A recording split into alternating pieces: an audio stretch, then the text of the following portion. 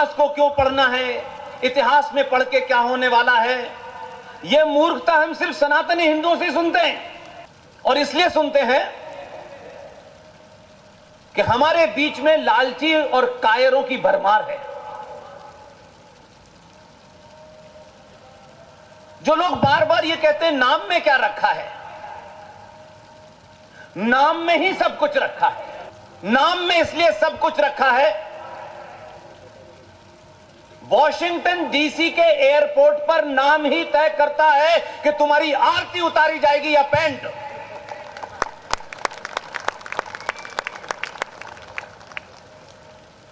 नाम की अपनी ताकत है। इसलिए आपके यहां अगर अफजलपुर है तो इसलिए है कि अभी कुछ दिन पहले महाराष्ट्र में सरकार बदली तो हिंदुओं का चरित्र बदलने वाली पार्टी भी बदल गई और वहां बैन लग गया कि छत्रपति शिवाजी महाराज ने जिस अफजल खान की उस षड्यंत्र को समझ करके उसके वार करने से पहले ही उसको मार दिया, उस तस्वीर पर लगाने पे बैन था। ठेकेदार बोले नहीं, चुप, मुंह बंद। इसलिए मैं मानता हूं कि अगर आपके शहर में, अभी तक तो मैं सिर्फ यही मानता था कि कासिम रिजवी के वारिस, उसी से आप परेशान हैं, लेकिन अगर यहां अफजलपुर है तो इसका मतलब है कि छत्रपति शिवाजी की कहानियां और जीजाबाई की कहानियां नहीं सुनाई गई। इसलिए मुझे अफजलपुर पे इसलिए ऑब्जेक्शन है, यह अफजलपुर ही इस देश के 17 करोड़ मुसलमानों में अफजल गुरु बनने की प्रेरणा देता है। अगर अपने समाज में अफजल गुरु पैदा ना हो तो अफजलपुर का नाम 24 घंटे में हटाइए।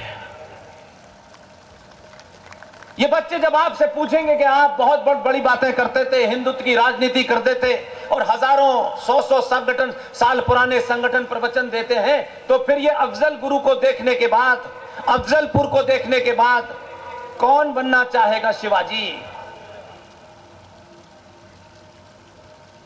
इसलिए ऐसे ही नाम नहीं बदल रहे हैं। एक बड़ा झूठ, पाखंड चला हमारे यहां, और दुनिया में हम एकमात्र लोग हैं कि हमको कोई भी झूठ बोलता है, कोई भी पाखंडी आता है, हम उसी की बात मान लेते हैं। जो समाज शास्त्रार्थ करता था, डायलॉग करता था, किसी भी विवाद पर डायलॉग करता था, वो समाज एक लंबे से कालखंड के कारण इतना डब्बू और डरपोक हो गया कि किसी बात के ऊपर अपने सच तर्कों के साथ रखने से घबराता है। किसी के नाराज हो जाने से, असुरक्षा के कारण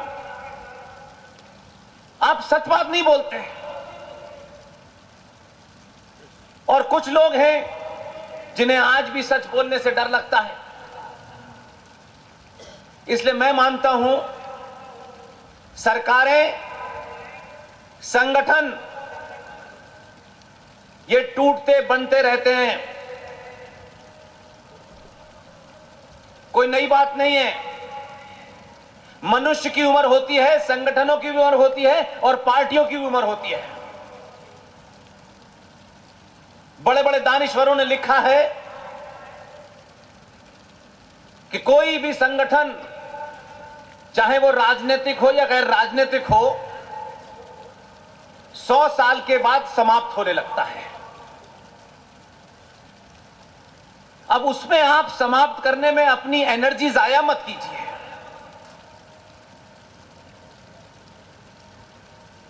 1885 में उत्तर प्रदेश में एक जगह है इटावा, जहां की कहानियां आपने सुनी होंगी। उस इटावा का एक कलेक्टर था। उस कलेक्टर को एक एजेंडा सौंपा गया और कितनी समझदारी से यह काम किया। 1857 की घटना आप सबको याद होगी, जिसे हम आर्म्ड स्ट्रगल कहते हैं, सशस्त्र क्रांति कहते हैं। यह दुर्भाग्य हमारा कि 1857 का जो नायक था, जो हमारा हीरो था, ये राष्ट्र और ये देश और ये सत्ताएं उसके जन्मदिन तक की तिथि सही नहीं जानती। इसलिए हम कायरों को महान बता करके पुरुषार्थियों को जब समाप्त करने की परंपरा समाज में होती है, तो हर समाज कायर बनके सत्ता के टॉप पे पहुंचना चाहता है। अभी मेरठ से लौटा हूं मैं कोई हफ्ते भर पहले। मेरठ में उस सशस्त्र क्रांति के नायक की कहीं छोटी सी मूर्ति भी नहीं लगी, और जिनकी नहीं लगनी चाहिए उनकी नोट से लेकर सड़क के हर कोने में लगी हुई है। उनकी तस्वीर और उनकी मूर्ति कोई पुरुषार्थ पैदा नहीं करती। उनकी तस्वीर से मन के अंदर कोई भाव ऐसा पैदा नहीं होता कि जिससे पता चले कि हम दुनिया की सबसे पुरानी सभ्यता के मानने वाले हैं।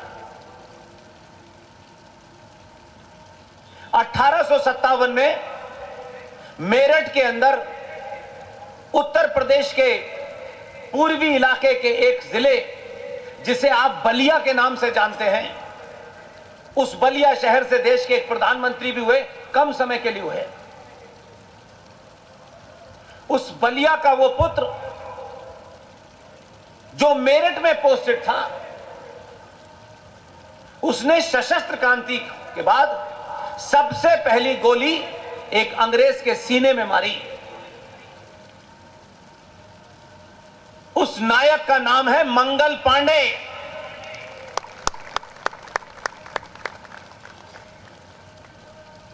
बलिया में जब गया तब पता चला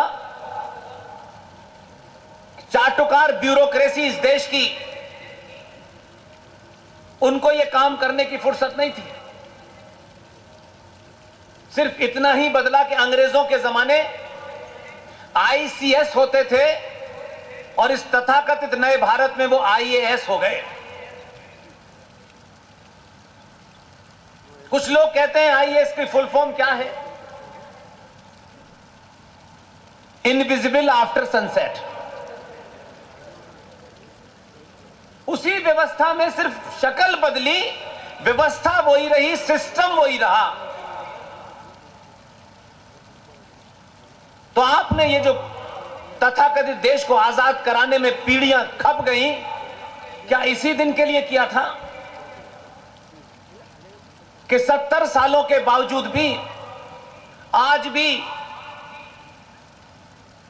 जो सत्य है उसे सार्वजनिक कहने में डरते हैं? यह रास्ता इसलिए चुना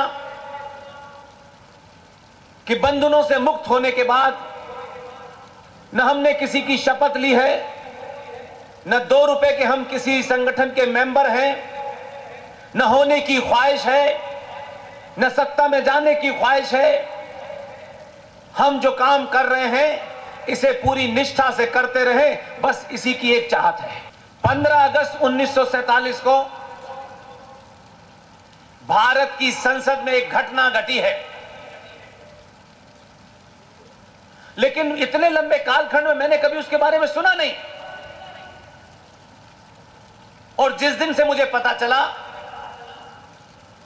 आर्काइव में जाके देखा, ऑल इंडिया रेडियो में जाके देखा, और जब ओरिजिनल सोर्स मुझे मिल गया, तब से मैं आप जैसे गणमान्य लोगों के सामने ये बात इसलिए रखता हूं। ये कोई नेताजी की सभा नहीं है जो ट्रक में भर के आए हैं। न ये लोग यहां इसलिए आए हैं कि कहा गया है कि जाने के बाद खाना मिलेगा। इतने सस्ते सनातनी नहीं है, और ना मेरा कोई इतना बड़ा कद है कि मेरी बात सुनने से किसी को एमपी की टिकट मिल जाए, बल्कि मेरी बात जो सुन लेगा उसकी कट जरूर जाएगी।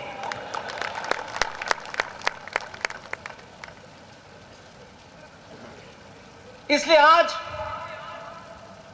मैं सबसे ज्यादा खुश होता हूं कि सभा में बैठने वाला एक एक व्यक्ति समाज में एक ऐसी हैसियत रखता है कि वो बिना किसी से कुछ मांगे, बिना किसी से कुछ कहे, इस पूरी क्रांति को यहां बैठने वाला एक भी आदमी 5 लोगों को सच बता देगा। जो तो तलवार लेकर के 1400 साल से निकले हुए हैं पागल, एक भी नहीं दिखेगा, एक नहीं दिखेगा। लेकिन आपको सिर्फ बिना किसी को गाली दिए वो काम हम पे छोड़ दीजिए, अपने आप को पहचाने, अपने होने का एहसास करें, और ये जो आपके अंदर कुंठा, एहसास कमतरी, इंफीरियरिटी कॉम्प्लेक्स जो आपके अंदर भर दिया गया है, इससे जिस दिन भी बाहर निकलेंगे 2014 कई हजार साल तक पैदा होगा। 15 अगस्त 1947 को फूल वाले चाचा ने सरदार पटेल को एक जिम्मेदारी दी। अब तक आप दूसरी जिम्मेदारियों के बारे में जानते हैं कि उन्होंने तमाम आजाद रियासतों को उसका एकीकरण किया, और जिसने एकीकरण से ना की उसके साथ ऑपरेशन पोलो करके हां करवा ली। आपको उनके बारे में इतना ही पता है, हमारे पूर्वज उस परिस्थिति में जब उनके आसपास भी षड्यंत्र हो रहे थे, ऐसे ही उनके मन के अंदर गुस्सा होगा। वो लड़े नहीं, चिल्लाए नहीं, रोए नहीं, इसने ऐसा नहीं किया, उसने ऐसा नहीं किया, मुझे ये नहीं मिला, ये मिलता तो मैं ये करता, ये नहीं करा। उन्हीं परिस्थितियों में से अपने एजेंडे को कैसे लागू किया जाता है, ये आज के लोगों को समझना चाहिए। चचा ने सरदार पटेल से कहा कि जब ये आजादी का भाषण वो पार्लियामेंट में पढ़ेंगे, उसके फौरन बाद वंदे मातरम होना चाहिए। और मैं उमा जी से खासतौर से निवेदन कर रहा हूं, सिर्फ इसलिए नहीं कि मैं यहां से बोल रहा हूं, मेरे मुंह से निकला हुआ हर शब्द उसको अपने तर्क की कसौटी रेफरेंस के साथ देखें, और जब आप संतुष्ट हो जाएं तब 5 लोगों को बताइएगा। उमा शर्मा जी का मैंने नाम सिर्फ लेने के लिए नहीं कहा है मंच से। जिस तरह से उन्होंने वंदे मातरम को रखा, ये पूरा किस्सा मुझे मेरे मन मस्तिष्क में उतर गया, और मैंने कहा आज मैं सभा में यहां से कहूंगा। 1947 में पंडित नेहरू ने सरदार पटेल से कहा कि जब पार्लियामेंट के अंदर आजादी की घोषणा हो जाए, जब वो अपना अंग्रेजी में आजादी का भाषण पूरा कर लें, क्योंकि भारत के लोग उस समय हिंदी नहीं जानते थे, उसके बाद वंदे मातरम होना है। यह बात सरदार पटेल से उन्होंने कही। और आपको थोड़ा सा पीछे ले जाता हूं, तब आप समझेंगे कि उन्होंने सही आदमी से गलत बात क्यों कही। सन 1937 में इस देश में जो लोग ये कहते हैं कि हमारा सदियों से भाईचारा है, हम हिंदू मुस्लिम ने मिलकर के भारत की आजादी की लड़ाई लड़ी है, यह दुनिया का दूसरा बड़ा झूठ है। वंदे मातरम के जब नारे लगते थे, वंदे मातरम जब गाया जाता था, तो भारत के युवाओं में, उस वक्त के लोगों के अंदर एक पुरुषार्थ की भावना पैदा करते थे, एक जोश पैदा करते थे। लेकिन 1400 साल पहले ऊंट की पीठ पर जो लोग खजूर तोड़ रहे थे, उनको यह बड़ा नागवार गुजरा कि वंदे मातरम हम पूरा नहीं गाएंगे, क्योंकि उनकी फिलॉसफी और उनकी किताब कहती है कि हमारा सर सिर्फ अल्लाह के सामने झुकता है।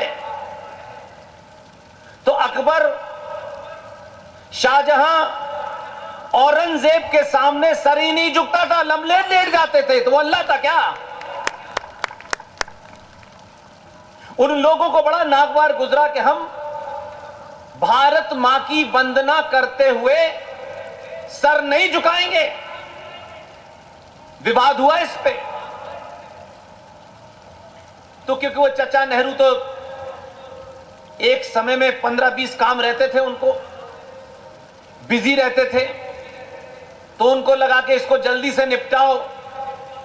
तो उसके अंदर कुछ ऐसे लीडर जो भारत में रहे, भारत में रहने के बाद पाकिस्तान चले गए, वो सब इकट्ठे हो गए और नेहरू जी सब लोग मौजूद थे, और उन्होंने कहा कि हम वंदे मातरम पूरा नहीं गाएंगे, इससे देश के मुसलमानों की भावनाएं जो हैं वो आहत होती है। तो बातचीत हुई और उसके बाद एक फैसला 1937 में लिया गया कि अब से सिर्फ वंदे मातरम का एक पैराग्राफ गाया जाएगा, और बात आगे बढ़ गई। जिसके मन में अपनी संस्कृति और आस्था और परंपराओं के प्रति आग होती है, वो भूलता नहीं है, सही समय आने पर सही तरीके से बात रख देता है। सरदार पटेल को यह बात याद थी। नेहरू जी ने उनसे जब यह कहा कि आप उसका इंतजाम करें कि आजादी की घोषणा के बाद संसद में वंदे मातरम बजे, उनकी सुई 1937 पर अटकी हुई थी। सरदार पटेल साहब ने उस वक्त देश के एक बहुत जाने माने संगीतकार को फोन किया। वो मुंबई में नहीं थे उस वक्त, वो मद्रास में थे, और लैंडलाइन के कारण बार बार कॉल और इमीडिएट कॉल नहीं हो सकती है। सरदार ने फोन करके छोड़ दिया, फिर उनके यहां से कॉल आया, सरदार साहब से टेलीफोन पे बात कराई गई। तो सरदार साहब ने उस संगीतकार से कहा कि मैं चाहता हूं कि संसद में जब आजादी की घोषणा हो जाए तो आप वंदे मातरम गाएं। लेकिन मैं कभी कभी अपने पूर्वजों पे इसलिए गर्व करता हूं, क्या कद के लोग थे। अगर आज आप किसी से कह देते तो वो ये भी कहता कि मैं वंदे मातरम गाऊंगा, लेकिन मुझे राज्यसभा चाहिए। ऐसे कद्दावर लोगों को जब कोई राष्ट्र भुला देता है तो उसमें चापलूस और दलाल ही पैदा होते हैं। उसने बड़े संगीतकार ने पटेल से कहा, मेरी एक शर्त है, मैं दिल्ली आऊंगा, वंदे मातरम भी गाऊंगा, लेकिन मेरी एक शर्त है। सरदार पटेल ने कहा, बताइए। बार बार जब भी मैं किस्सा सुनाता हूं तो मैं थोड़ा इमोशनल हो जाता हूं। जिसको फोन किया था उन्होंने अपनी शर्त रखी। उन्होंने कहा, सरदार साहब मेरी एक छोटी सी शर्त है, मैं आने के लिए तैयार हूं, वंदे मातरम गाने के लिए तैयार हूं। मेरी सिर्फ इतनी शर्त है कि इस खंडित भारत में मैं खंडित वंदे मातरम नहीं गाऊंगा। सरदार पटेल ने कुछ नहीं जवाब दिया। सरदार पटेल ने कहा मैं हेलीकॉप्टर भेज रहा हूं। वो आ गए दिल्ली। चाचा नेहरू इधर से उधर शेरवानी पहने घूम रहे थे। चाचा नेहरू मंच पे गए, उन्होंने अपनी अंग्रेजी में स्पीच दी, क्योंकि वो भारतीयों को कम और लॉर्ड माउंटबेटन के पिताजी को ज्यादा बताना चाहते थे। अपनी स्पीच देकर के नीचे उतरे तो उन्होंने सरदार साहब की तरफ देखा। सरदार साहब ने हाथ से कहा इंतजाम हो गया है। मुझे कभी कभी लगता है सरदार साहब ने कहा कि तुम्हारा भी काम आज हो जाएगा, इसी अंदाज में उन्होंने कहा। और जिस शख्स को उन्होंने बुलाया था, मुझे दुख है, हमारी पीढ़ी, हमसे पहले की पीढ़ी और हमसे बाद की पीढ़ी अजीबो गरीब टाइप के संगीतकारों के नाम याद रखती है, लेकिन उस संगीतकार का नाम इस राष्ट्र को नहीं पता है। आज उनका कोई वारिस नहीं है, किसी पार्टी की लाइन में नहीं लगा, पद्म अवार्डों की लाइन में नहीं लगा, लेकिन कुछ काम, कुछ बातें colonel R S. Singh, G D. Bakshi, Sushil Pandit, Lalit Ambardar, professor Kapil Kumar, professor Pawan Sinha, Ankur Sharma, हम जैसे लोगों के ही भाग्य में लिखी थी। सरदार पटेल ने जिन संगीतकार को बुलाया था, उनका नाम था पंडित ओंकार नाथ ठाकुर।